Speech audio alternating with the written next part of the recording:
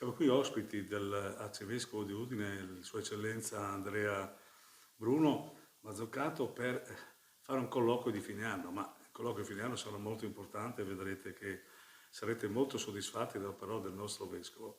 Allora, intanto grazie per l'ospitalità, Eccellenza, che ci dà in questa web TV che è nuova e che in qualche modo lei inaugura, se possiamo dire. Ecco, il Friuli naturalmente ultimamente è stato oggetto sulle cronache nazionali per la questione del messale in friulano. Ecco, so che lei ci tiene molto, moltissimo, si è dato molto da fare. Come stanno le cose, Eccellenza?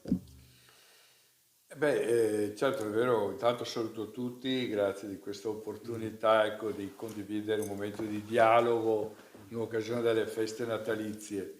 È vero che abbiamo lavorato molto in questi anni, anche personalmente, per portare avanti il mandato che mi aveva lasciato Monsignor Battisti e Monsignor Brollo, di portare avanti anche il messale.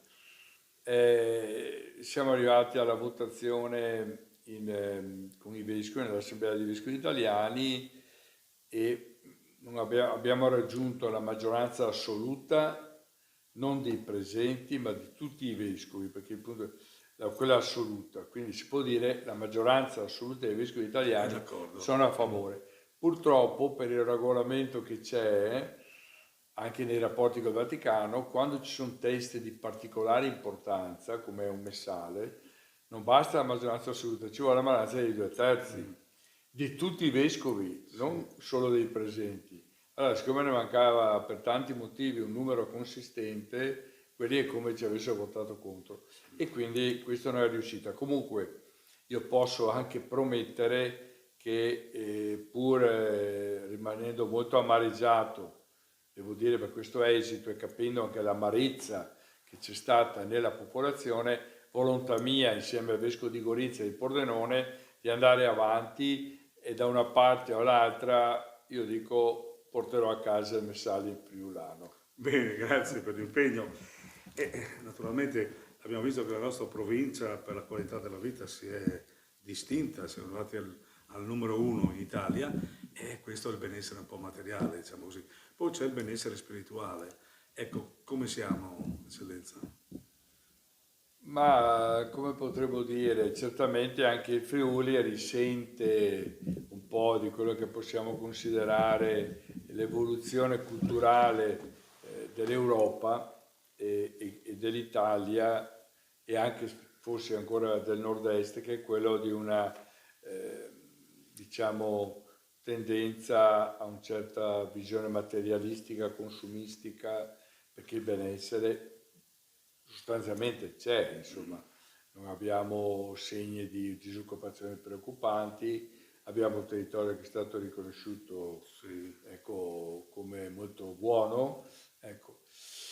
E sul piano spirituale, ma io ho dei riscontri diversi. Da una parte certamente sono riscontri di una crista di indifferenza, non è neanche contrari, sì, qualcuno magari è contro la Chiesa, ma più di indifferenza. Dall'altra però anche riscontri positivi, perché la visita pastorale che sto facendo, nella quale dedico molto spazio a tutti i volontari che collaborano nelle parrocchie, insomma il numero di questi volontari non è piccolo, state migliaia di volontari nelle parrocchie e anche specialmente persone che evidenziano una grande qualità morale e spirituale. Come anche l'attività degli oratori, per esempio l'attività degli oratori è buona e vede coinvolti i bambini a cui si rivolge l'oratorio, ma molti adolescenti e giovani che si prestano come animatori dei bambini, più le famiglie che sono interessate. Quindi è un tempo certamente missionario, come dice il Papa, però anche con dei segnali che bisogna riconoscere e seguirli. Bene, senta, sono passati 23 anni dalla sua consacrazione a vescovo, insomma, no? Come ricorda quella giornata? È stata una giornata da una parte molto, non so come, molto partecipata, anche molto solenne. Penso che nel Duomo di Treviso fossero 2000 persone, per dire, all'ordinazione, c'erano quasi 20 vescovi, molti preti, eccetera. E per me è stata anche interiormente abbastanza impegnativa, perché io non avevo mai pensato, onestamente devo dirlo, su questo posso rispondere davanti a Dio, mai pensato di fare il vescovo, proprio. Era lontano dai miei pensieri e dai miei obiettivi. Ecco, e quindi ho dovuto in tempi brevi ritarare tutte le prospettive verso un servizio che, non avendoci pensato, non ti sei neanche preparato. Dopo, con la grazia del Signore e tutto, insomma, dopo 23 anni, insomma, ringrazio che il Signore, ecco, mi pare, Insomma, il bilancio è arrivo positivo. sereno, sì, no, positivo, senz'altro, anche se, quindi mi sono convinto che l'obbedienza alla fine paga. Paga. Senta, la situazione dei seminari da noi com'è? So che lei ci tiene molto perché segue molto la questione dei seminari. Ma diciamo, se ci confrontiamo con altri seminari anche del Triveneto, io sono anche delegato di tutti i vescovi del Triveneto per i seminari, quindi seguo un po' la situazione di tutti i seminari.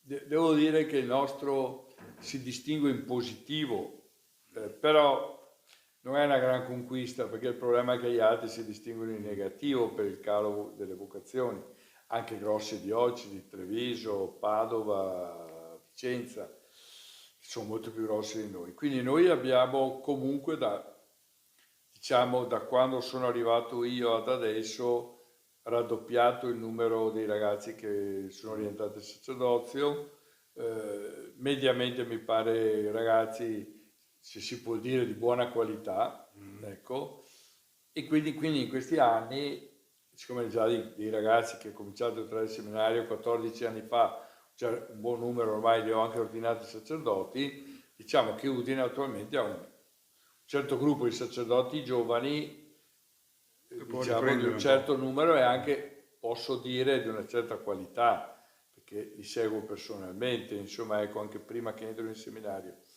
Certo, è un campo però sul quale continuare a non abbassare la guardia, dobbiamo continuare a essere proprio impegnati, sensibilizzare sulle vocazioni, seguire ragazzi che mostrano dei segni vocazionali, quello che sto cercando di insegnare anche ai miei collaboratori perché continuino il lavoro. Bene, allora io lo ringrazio per questa chiacchierata che ha voluto fare con noi, è stato molto interessante e non le resta che fare gli auguri di Natale e anche per l'anno nuovo ai nostri telespettatori e a tutti i cittadini della provincia, della nostra regione, insomma. Sì, li faccio volentieri gli auguri alle persone, alle famiglie, faccio gli auguri anche alle persone magari sono sole, le persone anziane, l'ho fatto anche alla Quiete quando sono andato a celebrare giorni fa. Ecco, il mio augurio, che è anche l'invito, è quello in questo momento di non cedere troppo a ombre di pessimismo. I motivi ci sono, la situazione è complessa, però la storia umana ha sempre avuto momenti difficili. Penso che durante la seconda guerra mondiale o la prima guerra mondiale avremmo presi peggio. Allora io dico, aiutiamoci a ritrovare motivi di speranza che ci sono, e il principale motivo di speranza è avere una fede e una fede cristiana, visto che noi veniamo, quella cristiana è forte, e quindi curiamo la nostra fede, non cediamo al pessimismo. Auguri di buon Natale e di felice anno. Bene, grazie eccellenza, la ringrazio molto.